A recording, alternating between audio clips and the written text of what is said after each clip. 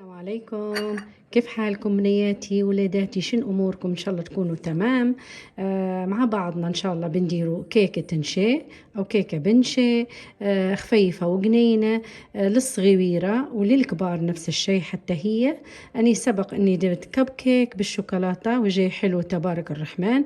تو بنديره كب كيك بس عادي بدون شوكولاته او بدون كاكاو، لكن فيه هيك نكهات الشوكولاتة. هي نتوكل على الله ونبدو مع بعضنا. ناخدوا 4 دحيات، لازم يكونوا مطلعينهم من الثلاجة بفترة درجة حرارة الغرفة، ونحط معاهم 1.5 كوب سكر حبيبات، يكون رقيق مش الحبة الغليظة. ماذا بينا السكر الأبيض العادي بس يكون حبته رقيقة مش الغليظة، لأن السكر أنواع. تمام، نخلطوهم كويس كويس مع بعض نين يولي لينا القوام متاعها يكون كريمي. هنايا بعد ما ولينا القوام كريمي بالطريقة هي هيك، خلاص ناخدو كوب زيت نباتي نضيفوه بشوية بشوية ونخلطه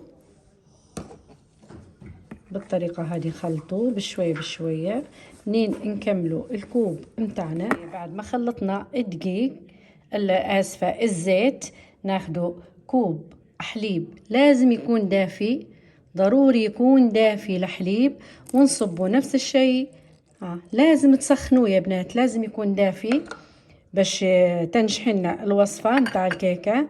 ونخلطه بشوية، نضيفه كشيك كبير، ملعقة كبيرة فانيليا سايلة، كشيك كبير. خلاص تو نبدو نستعملوا المضرب اليدوي العادي. ناخدو كشيك كبير خل، كشيك كبير خل. ناخدو ذرة ملح أو ربع كشيك صغير ملح مش هلبة. وتوا هنايا بنجو نحطو شني كوب نشي ونحركو بشوية بشوية نين يتجانس مع الخليط بالطريقة هذه هيك. حركوه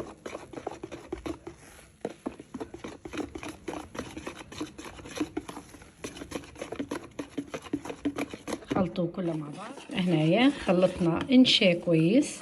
توا نجولي اخر مرحلة اللي هي كوبين دقيق، كوبين دقيق نحطهم بشوية ونخلطه مع باقي المواد.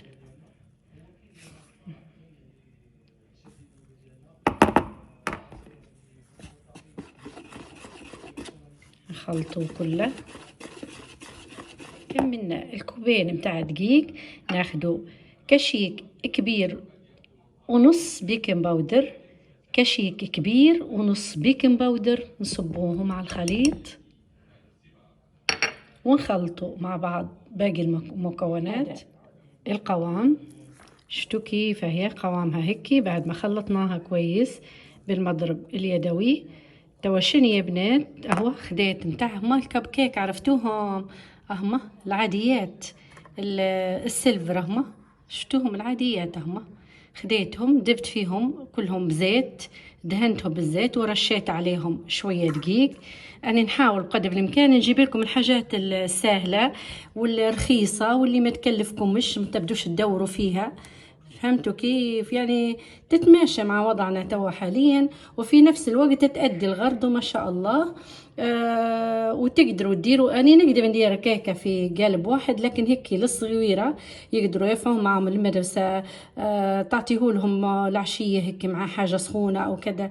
مهم أنت تتصرفي تمام، تبي تديري كلها في قالب واحد ما مش مشكلة نهائيا. حاولت ننوع يعني ندير حاجة حلوة للصغار. وهي توا ناخدوا بشوية ونصبوا في القوالب متاع الكب كيك. صبينا كلهم في القوالب متاع الكب كيك. وتوا شنديروا؟ ما تعبوهمش يا بنات، حاولوا ما تعبوش باش يقدر يرتفع معانا، ما يفيضش عليه برا، ما يتبصاش. ونقدروا ناخده. طبعا تبي تخليه هيك مش مشكلة. انا شو بندير له هيك شوية حركات اللي هي شوكولاتة اللي تدوب. هي خديتها، لو ما عندكش عادي مش مشكلة، تقدري تديري اي شوكولاتة انت عندك. ما تقيديش روحك وما تكلفيش روحك. هذه الشوكولاتة الحرارية اللي هي ما تدوبش، تقعد فوق ما تدوبش. اهو حاجة تغري العويل، ياكل منها بحب. في اللي ما ياكلهاش الحلو، ما ياكلهاش الامور هذه ويحب كيكات الشارع. في صغار يموتوا في كيكات الشارع لكن تاع الحوش ما يحبوهمش. فاحنا شنو نحاولوا بقدر الامكان نديرولهم حركات باش الصغيرة يحبوهم.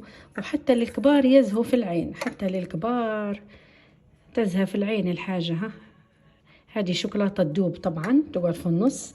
عندي شوية زبيب حتى هو، ها تقدري تجيبي شوية زبيب نفس الشيء، فيه فايدة. زيني هيك بالطريقة هذه. تبيه عادي ما تبيش تجيبي فيه شيء، عادي جدا. اهو وتوا نفتحوا الكوشة على درجة حرارة 170، نحطوا ملوطة قبل ونفتحوا نحطوه في الدرج النصي ونخلوه نين يرتفع معانا. هاي اللي فضلت حطيتها في طاجين كبير مستطيل. هذه الكيكة يا بنات، شوفوا تبارك الله كيف جت، شوفوها، شوفوا ما شاء الله، شوفوا. والبنة عرفتوها يا بنات اللي يبيعوا فيها برا، اللي يبيعوا فيها في الشكيرات هون، يبيعوا فيها كانت هي بربع جنيه، تو والله اعلم قداش. شوفوا توا تبارك الرحمن شن دابت لي، ها كوبين دقيق وكوبين شاي واربع دحيات وباقي المقادير تلقوها في الفيديو. شوفوا شن طلعت لي وشوفوا القوام متاعها ما شاء الله. شوفوا شوفوا تبارك الرحمن، بالضبط زي اللي يبيعوا فيها برا في المحلات متاع الشكيرات هذه اللي التركية تقريبا هي. وفيها فايدة للصغيرة وما شاء الله عليها بصراحة من الأخير. شوفوا يا بنات، شوفوا شوفوا تبارك الله على الخفة. شوفوا شوفوا ما شاء الله، جنينة ومفيدة للصغيرة. هاي نوضي توكل على الله وديريها، ما تاخدش منك وقت والله، وتجيك جنينة وخفيفة زي الريشة. وهاي إن شاء الله نتلاقوا في وصفة جديدة، وسليمتكم.